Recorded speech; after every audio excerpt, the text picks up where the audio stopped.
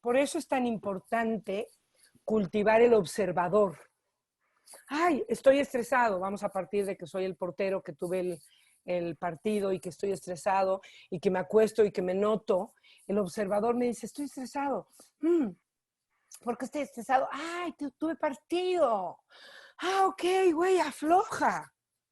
Ah, ya puedes soltar. O sea, por eso es tan importante el observador, por eso es tan importante la conciencia, el darme cuenta, porque hay veces que el cuerpo se queda con un estrés y a veces es un partido que tuve hoy en la mañana y a veces es una demanda que tuve 3 años y me quedo con el estrés que me tenía la demanda. Y lo ideal sería poder decir, ok, ya colgué con el abogado, ok, en este instante no puedo hacer nada. ¿Qué necesito hacer para que mi cuerpo se relaje? Y no mantener la tensión los 3 años. Entonces es súper importante el observador, cultivar esa parte de nosotros que simplemente nos observa, no nos juzga, no nos regaña, no nos observa, nos da el dato. Y luego el contacto con el cuerpo para decir, ay, estoy de esta forma. Cierro los ojos y veo qué me puso así, a qué horas empezó, etcétera, etcétera, etcétera. Entonces, por eso trabajamos mucho con el observador, con el... Cuando arrancamos una sesión y les digo cierren los ojos, observen su cuerpo, etcétera, etcétera, estamos trabajando con el observador y estamos cultivando y practicando la capacidad de observarnos. Y ojalá lo empezaran o lo siguieran haciendo varias veces al día hasta que se forme una costumbre. Y que en el momento que me empiezo a mal viajar, ya es, ¿cómo estoy? ¿Qué necesito? Hasta que se vuelva una costumbre. Yo a veces hasta les digo, pónganse 5 alarmas al día. O sea, abran el ojo en la mañana y pongan las aleatorias. Y cada vez que suene, cierren los ojos. Y observen cómo estoy y qué necesito. Estoy estresado, pero ya no hay ningún motivo. ¿Qué necesito? A ver, darme unos minutos. A lo mejor aflojar el cuerpo, a lo mejor hacer el tendedero. ¿Qué necesito? ¿No? Me lo doy si puedo y sigo con el día. La grabación. Y solo si cierro los ojos, facilito el empezar a ver hacia adentro. Si cierro los ojos, facilito la observación de adentro. Quito la ventana que me hace irme para afuera. Hay gente que me dice, pero me cuesta mucho trabajo cerrar los ojos. Algo pasa allá adentro que te cuesta trabajo quedarte. Y entonces hazlo poquito, a ratito, y empiezo a observar. Y cuando estás adentro con los ojos cerrados, mira qué necesita tu cuerpo y lo que sea es válido, estirarse, quejarse, gritar, torcerse, tocar. ¿Qué necesita mi cuerpo? Y algunos de ustedes van a observar y darse cuenta que no saben qué necesita su cuerpo porque tampoco lo hemos visto que no sabemos. Y si no sabemos, entonces hagan todo lo que ven que hacen los demás. ¿Qué siento si jalo mi pelo? Siento rico. Entonces lo voy a jalar más. ¿Qué siento si estiro? Qué rico. ¿Qué siento si me toco? Y ahí voy descubriendo que me hace rico y que no. Y cuando me encuentre algo que no nada más lo dejen de hacer, hagan una pausita. Si a lo mejor es que evocó una emoción vulnerable que estoy acostumbrado a frenar. Y si evocó algo vulnerable que estoy acostumbrado a frenar, veo si me puedo quedar un poquitito ahí, observando esa parte vulnerable que estoy acostumbrado a frenar. Pierracos decía por ahí que lo que más tememos ya pasó. Que si de niños habían muchos golpes, a menos de que vivamos en una relación de violencia, eso ya pasó. Y ya puedo decirle a mi cuerpo, ya no estamos ahí. Y si lo que recibía era mucho juicio y todo el tiempo me estaban juzgando, puedo decirle a mi cuerpo, eso ya pasó, porque aunque a lo mejor hoy viva con gente que me juzga, hoy me puedo defender, hoy puedo decir no me gusta, hoy puedo quitarme de ahí. Y a lo mejor digo, ay, es que no puedo porque es el padre de mis hijos. Y yo, ok, podría mucho más que un niño de 4 años hacer cosas distintas. Y el chiste es ver qué me detiene, que casi siempre es la historia. La historia donde no pude y entonces hoy siento que no puedo, aunque pueda. Y el siguiente paso es, si me doy cuenta que tengo miedo, empiezo a ver que puedo acompañar mi miedo, que lo puedo dejar estar, cómo es en mi cuerpo para que lo empiece a reconocer más rápido, a qué horas empecé a tenerlo, desde cuándo está ahí, qué me lo detona hoy. Y si identifico un lugar como el estómago, la cabeza, los hombros, que son los clásicos, lo identifico y digo, entonces ya supe que es miedo. Porque la mayor parte de nosotros lanzamos las emociones a algunos lugares, ¿no? Desde niños. Y entonces si ya sé que es miedo y empiezo a tener broncas de estómago, pongo mis manos ahí y empiezo a decir, ¿será miedo? Ok, sí. Y entonces empiezo a acompañar como si mi pancita fuera un representante de mi niño o mi niña. Aquí estoy, ya no está sola.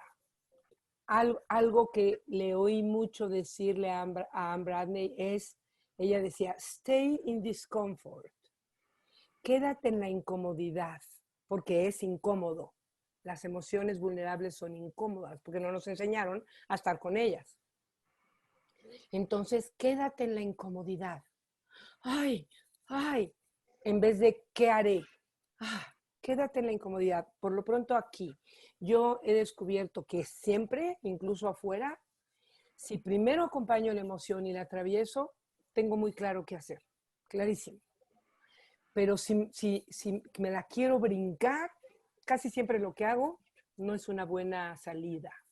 Entonces quédate aquí acostumbrándote a tocar el miedo, a ver en dónde está en tu cuerpo mientras los demás hablan, en dónde se manifiesta, qué me dice, desde cuándo lo siento en el cuerpo, es familiar o no.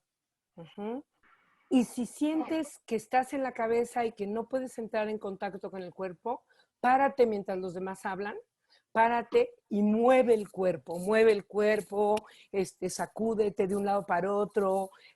Somos tan maravillosos que nos movemos un minuto y empieza a regresar la vida. Hay gente que me dice, pero yo me voy al gimnasio 2 horas todas las mañanas. Sí, pero si te vas al gimnasio a mover el cuerpo viendo una televisión o dando mensajes de no sé qué o whatever, o platicando con el vecino, no estás consciente de tu cuerpo. Y entonces, no estoy diciendo que no sirva, pero no sirve para el contacto corporal. Servirá para otras cosas, pero no para el contacto corporal. Para que sirva para el contacto corporal, tiene que estar la conciencia de qué me pasa cuando muevo, qué me pasa cuando estiro, qué me pasa cuando me toco. Y ahí empieza el contacto corporal. Todas estas cosas, la carga en los hombros, en la frente, la mandíbula, todas estas cosas fueron un movimiento de mi cuerpo para frenar una emoción. Todo. Entonces, lo que necesito es empezar a darme cuenta, empezar a observarlo, no tratar de relajarlo inmediatamente, sino a veces hasta al revés, ¿no? A veces hasta al revés, exagerarlo para ver, porque el cuerpo es muy literal. Es bien curioso cómo el cuerpo es súper literal. Y entonces hace cosas muy curiosas. Una vez, ya estando en corporal, me di cuenta que yo en las noches, muchas veces en las noches, mientras me lavaba los dientes, levantaba yo una patita como flamingo, literal. O sea, cuando estaba ya muy cansada, levantaba una patita y me lavaba los dientes con una patita levantada, ¿no? La lógica, pues no es lógica, no hay lógica estoy cansada y entonces ahora me voy a parar en una pata, o sea, no hay lógica, es absurdo, digamos, pero el cuerpo es muy literal y entonces empecé a observar y cómo puedo oírlo haciéndolo más. Entonces la levantaba yo más y me quedaba ahí con los ojitos cerrados observando hasta que descubrí que literal era unas ganas como de no estar, como de cómo le hago para flotar y irme no sé a dónde, pero pues como mi cuerpo físico pesa, pues entonces era así, ¿no? Entonces lo que es importante es empezar, ¿qué dice mi cuerpo? Y eso no quiere decir que si alguien hace lo mismo, le significa igual, no necesariamente. Es, ¿yo por qué hago esto? ¿Aprieto para qué? Pues a lo mejor porque me metían la comida en la boca cuando era niña, a lo mejor porque me asustaba cuando veía una película y si no me la pagaban, qué sé yo. O sea, no podemos hacer un libro de qué significa cada movimiento. Tenemos que escuchar al cuerpo, darnos cuenta de que lo hacemos, darme cuenta que aprieto la mandíbula, darme cuenta, hacerlo más y quedarme observando. Y tarde o temprano empiezan a salir como los mensajes del cuerpo mientras más cultivamos el observador. El asunto es, si de niña viví situaciones que me generaban miedo y en ese momento no había nadie para acompañarme en mi miedo, porque había prioridades de salvar al otro y de etcétera, etcétera, etcétera, la niña todavía no tiene el contenedor físico, corporal, emocional para acompañarse en el miedo. Y entonces desarrolla mecanismos para no sentirlo. De alguna manera nuestro cuerpo es maravilloso porque nos ayuda en ese momento a no sentirlo y quedarnos solos en él, que sería too much, y entonces desarrolla diferentes mecanismos, ¿sí? Y entonces el mecanismo puede ser, a funcionar. Cuando hay una emergencia hay que funcionar. Y entonces me voy a funcionar y voy a hacer esto y voy a hacer lo otro y no sé qué. Y entonces el cuerpo esconde el miedo y me pongo a funcionar porque ese es el mecanismo que aprendí, ¿no? O me juzgaron por el miedo y entonces me quedé con el miedo porque si decía que tenía miedo es porque era tonta, o lo que sea. El cuerpo hizo varias cosas y lo que necesitamos, en efecto, se va llenando el jarrito. Aquí está el miedo de cuando la hermana se iba al hospital, aquí está el miedo de cuando el señor, aquí está el miedo, y se va llenando y llegamos a la etapa adulta con esto rebosando. Y entonces de repente pasa algo chiquito y literal es la gota que derrama el vaso y se activan todos los miedos. Todos estos se activan. Y entonces sentimos que nos va a llevar la chingada porque es muchísimo, porque no los descargamos, porque nadie nos enseñó a descargarlos, porque nadie nos enseñó a vaciarlos. Y entonces los que tienen hijos chiquitos es, acompáñenlos a su miedo. Y cuando puedan, acompáñenlos y regresen y digan, ¿cómo estás? ¿Cómo estás con lo que pasó anoche? Ajá. Ay, me dio mucho miedo, sí, mi amor, a mí también, ¿no? Y entonces, el chiste, si nos hubieran enseñado a descargar el miedo, nos hubiera llenado el jarrito, pero todo el mundo ya llegamos a la etapa adulta con el jarrito lleno. Y entonces todo se vuelve desproporcionado. Entonces, en el momento en el que cae una gotita, aquí se activa todo. Y si ella me estuviera diciendo, pues es que me dijeron que en la colonia de junto hay un señor que se enfermó, yo me iría a la historia, porque todavía está muy lejos la colonia de junto, un señor que ni conozco. Si se activó mucho el miedo, principalmente estamos hablando de la historia. Y entonces me voy a la historia a que vacíe y a que acompañe a esa niña en toda esta historia. Como no es la primera vez que toca el miedo en estos espacios, valido el que le dé miedo que su hija le duele la garganta en tiempos de pandemia. No es desproporcionado tener miedo. O sea, todos nos daría miedo. Y entonces, por un lado es validar el miedo en el presente, pero seguramente hay mucho de la historia atrás. Y entonces valido y si ella quiere se va hasta home, o solamente avienta o de una vez liga, ya no importa. ¿Qué salió? No le voy a preguntar, ¿y lloraste de este? Salió. Vació un poquito del frasco, bendito sea Dios. Eso es lo que importa. Y entonces lo que importa es darnos cuenta que tenemos un frasco lleno, darnos cuenta de cómo se llenó, pues porque no nos enseñaron a vaciarlo, darnos cuenta de lo que aprendimos a hacer, porque seguramente hoy lo seguimos haciendo cada vez que entra un detonador de miedo, para dejarlo de hacer, para validar el miedo, para acompañarlo, para que se empiece a vaciar, 1, 2, 3 por mí, por todos mis compañeros, se empiece a vaciar todo y llega un momento en que dicen, mi colonia es cierto, está en el listado de las 15 colonias más cargadas de COVID. Ay, ok, lo siento, me da de chills, pero a lo mejor eso es suficiente, porque ya no hay tanto en el contenedor. Yo creo que nos vamos a morir todos con cosas en el contenedor. Yo no puedo decir que ya vacié todos mis contenedores, pero ya lo valido, ya por lo menos no se me carga más. Y con un poco de suerte, acompaño a que se vacíe algo de lo que todavía está ahí. Ajá. No lo puedes hacer por decreto. No puedes decir, ay, yo me acuerdo que una vez mi abuelita me obligó a meterme comida en la boca y entonces hoy voy a trabajar eso. O sea, no te va a funcionar. Pues podrías haber una meditación, pero normalmente siempre decimos, trabajamos con lo que hay en ese instante. Y entonces, en ese instante sí podría yo irme con ella y decir, a ver, ve tu cuerpo, ¿cuál memoria es más fuerte en este instante?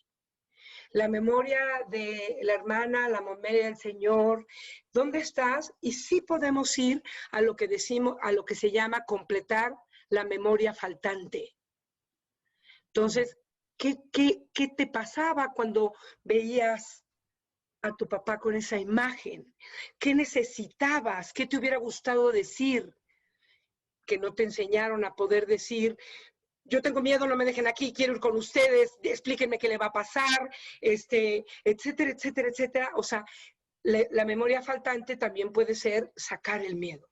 Pero van a ver cuando nos conozcamos y nos veamos en el cuerpo, que cuando las heridas se asemejan, los cuerpos se parecen, porque tienden a acumular en los mismos lugares X tipo de cosas, digamos, ¿no? Uh-huh. Respiren. Y justo eso que decíamos, veo el miedo, veo que aprendí a hacer, voy y lo hago, y hoy si hay una emergencia, como decíamos, no supe si se quedó eso grabado, si hay una emergencia es funcional mi defensa de hacer, luego ya tendré tiempo de ponerme a llorar, pero cuando ya empiezo, sigo haciendo nada más por huir del miedo, me detengo y digo, ok, y mientras más le chambeo, puedo tener las dos. Puedo estar con mi miedo siendo funcional. Y eso es un gran regalo. Ajá. Y en nuestro sistema hay un mensaje de que habría que tener vergüenza de tener miedo.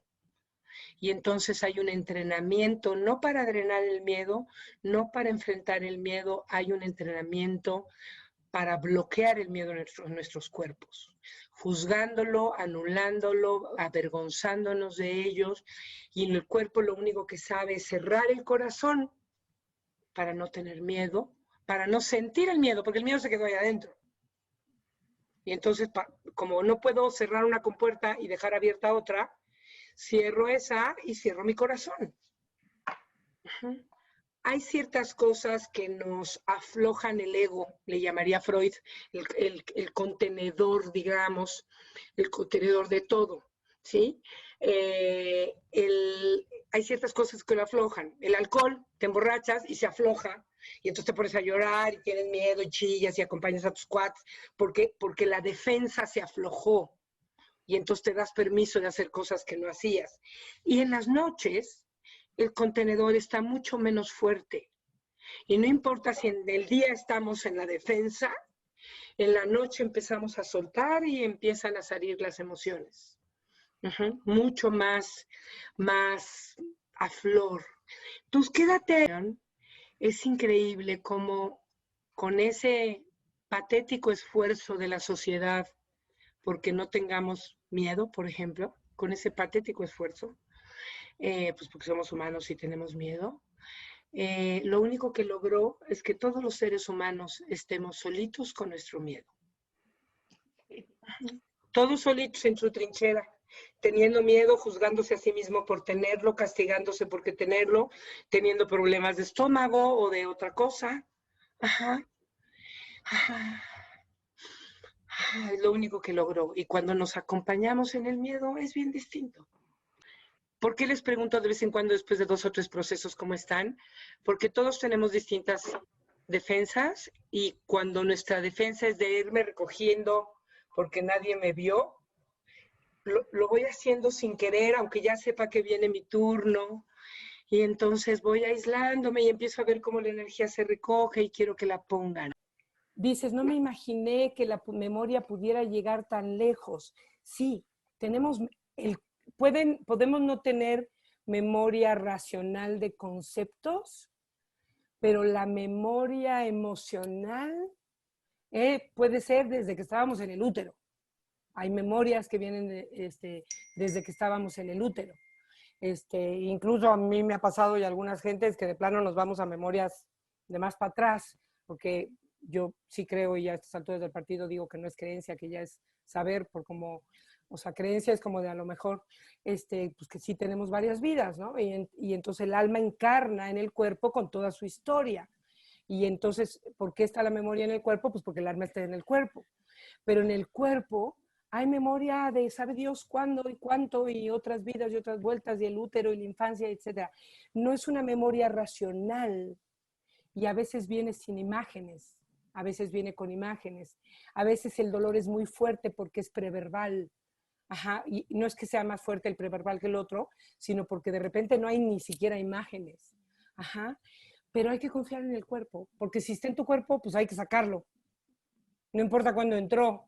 Es, es como yo siempre pongo este ejemplo de, es como si sé que me intoxiqué y tengo ganas de vomitar y tengo diarrea, pero no voy a soltar nada hasta que no sepa de dónde entró. No, güey, tú avienta para afuera del cuerpo lo que hay y luego ya si te enteras en el camino que te hizo daño está chingón. Pero lo importante es, está dentro, que salga. Y por supuesto, si hay conciencia, la aprovechamos. Uh-huh. Hace ratito les decía yo que el cuerpo va cambiando según lo que vamos cargando y el origen de mi formación, que es Core Energetics, tratan de descubrir las heridas según la forma del cuerpo, pero se equivocan porque hay tantas historias que es imposible. No se equivocan 100%, es un material muy rico en muchos sentidos, pero es limitante, digamos, porque hay tantas historias que sería imposible. Y entonces el niño busca o el adulto busca la historia y dice, ay no, a mí no me pasó esto y entonces creo que no tengo esa herida. O sea, imposible saber por qué tienes la carga arriba. Y tú ahorita lo ves. Ah, porque tuve, esta era la parte fuerte, esta era la parte fuerte. Y entonces en la memoria se queda con, esto es lo fuerte, esto es lo fuerte, esto es lo fuerte, y la carga sigue acumulándose siempre ahí. Y entonces ahí podemos empezar a tomar decisiones conscientes, como hace ratito decimos, ok, y a lo mejor ahorita es tiempo de descargar aquí arriba en varias sesiones, de ir moviendo a que salga la carga y también empezar a observar qué hay con todo lo de abajo, qué memoria quedó de la cintura para abajo. O sea, durante muchísimos años venía una emoción, no había contención y hacíamos mecanismos. Uno de ellos era la fuga. Y entonces lo que hay que hacer es poner como en cámara lenta el proceso. Entonces, primero, ni cuenta me doy que me fugué. Luego me empiezo a dar cuenta que me fugué. Y entonces empiezo nada más tantito a cerrar los ojos y decir, me fugué cuando dijeron esto. Y me fugué para no sentir que, pues miedo. Ahí estaba. Y no me obligo a quedarme en el miedo, simplemente es empezar a ponerle cámara lenta al proceso para poderlo ir revirtiendo poco a poquito a nuestro ritmo, a nuestro tiempo, sin forzar nada, sin empujarnos, sin juzgarnos, ir regresando, regresando, regresando. Muy a menudo, si estoy defendiéndome de la sesión, es o porque están pasando muchas cosas, que me están pasando muchas cosas, o ya venía yo cargadita y es como de ya no puedo con más. Y se vale no involucrarte en el proceso de los otros y decir, ahorita tengo demasiado y me voy a quedar con todo lo que me está pasando mientras me toca. Igual es chamba. Mucho de lo que estamos aprendiendo es cómo estoy y qué necesito. Entonces, si estoy cansado y estoy en una sesión así, en donde puedo hacer lo que me dé mi gana, ¿qué necesitas? A lo mejor te puedes ir a acostar a la cama y oírnos desde ahí. A lo mejor te conectas en el celular, te acuestas en la cama y lo pones acá. ¿Qué necesitas? Porque se trata de, en la sesión, estar acompañándome. Eso es lo importante, con la conciencia de qué necesito. No no digo que estén haciendo eso, pero no hacer hora nalga como en todos lados, sin acompañarme a mí, sino quedarme conmigo y decir, ay, me estoy dando cuenta que me está pasando esto, me doy cuenta que necesito acostar, me doy cuenta que necesito airearme tantito y ahorita regreso. Lo que le pase a los demás con mi distancia, con lo que sea, es su bronca. O sea, lo trabajarán si se enganchan y les regalarán el ir a algún lugar. Aquí venimos a cada quien a hacer lo que necesitamos. Si decido irme a la defensa, me voy a poner a chatear con mis cuates porque no quiero estar con ustedes, simplemente estar consciente de que me estoy defendiendo y qué, porque si es un espacio de conciencia, entonces es como de, me doy cuenta que ahorita no puedo, y ya me estoy fugando, pero es que traigo una bronca a la que no le quiero entrar, ok, como que haya el momentillo de conciencia. Y se trata que poco a poco hagamos lo que necesitemos, aunque no nos den permiso, sino que nos lo demos nosotros. Cuando yo pregunto cómo están y hacen así, lo están buscando en la cabeza. Y cero juicio.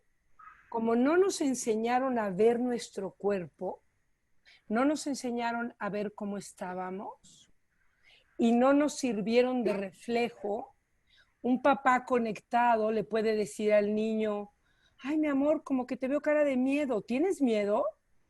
Y entonces el niño dice, ay, esto es miedo. Pero si no hubo un reflejo sano, entonces creo que tengo que decidir cómo estoy y no tienes que decidir cómo estás. Solo puedes observarlo y lo que sea está bien. Incluso si no sientes nada, está bien. Pues sentía eso de la tensión, pero no la siento ahorita. La siento menos, la siento más. Desgraciadamente, con lo que compartió, no digo el nombre por la grabación, la última persona que compartió, en donde tengo miedo, pero me dicen que soy valiente y entonces me pego a lo que me vendieron, que soy valiente y dejo esta parte sola. Pero sigo funcionando desde aquí sin contacto con esto. Y entonces cuando llegamos a una sesión así y la autoridad, yo no soy la autoridad, pero simplemente sé un poquito más de contacto corporal que ustedes, me pregunta cómo estoy, busco cuál es la respuesta correcta, porque eso es lo que nos entrenaron a los seres humanos, no a buscar nuestra verdad, sino nos enseñaron a buscar la respuesta correcta, la que el maestro quería, la que papá y mamá se sentían en paz. ¿Te portaste bien? Sí, papá, me soporté bien, ¿no? La que querían. Y hoy no hay respuesta correcta. La respuesta es, quiero saber de ti. Quiero saber de ti, quiero saber cómo funcionas, quiero saber qué se te tensa en qué momento, qué se te afloja en qué momento, qué emociones hay debajo y quiero acompañarte en ellas. Entonces no hay respuesta correcta. Puede ser, nada, me asusté con lo que dijiste. Ok. ¿Qué te asustó de lo que yo dije? Y veo una respuesta tuya. Entonces, una de las cosas que estamos haciendo es aprender lo que no nos enseñaron. Y a uno no le enseñaron a decir, no quiero. Y a otro no le enseñaron a decir, yo no puedo con esto. Y a otro no le enseñaron a decir, tengo miedo. Y a otro no le enseñaron a decir, necesito que no me dejen solo. Entonces, hay lo que venimos es aprender a expandirnos, a ser más grandes, a tener el contenedor más grande y a aprender todas las cosas que no aprendimos. Y cuando tú dices, no sé cómo pedir ayuda, yo te diría, no te quedes en no sé, sino ve si quieres aprender a pedir ayuda, ve qué tendrías que estar dispuesta a sentir para pedir ayuda. Quizás nombras aquí, me gustaría quedarme cerca de ti, de ti, de ti. Podemos hacer un chat y ve qué te pasa cuando yo lo propongo. Para que te empieces a expandir y llegues al momento de aprender a pedir ayuda y entonces aprender a tomarla y entonces aprender a no quedarte sola. Y ahí es donde quizás esta pandemia para ti es para que aprendas a buscar y a tomar. ¿Cómo harías esa chamba? Y qué maravilla si esta pandemia te regala aprender a pedir, tocar los miedos de pedir y de que me vayan a decir que no y que no se vayan a quedar. Qué maravilla si esta pandemia te enseñara y aprendieras el aprender a pedir y a tomar. Y explora qué te sucede.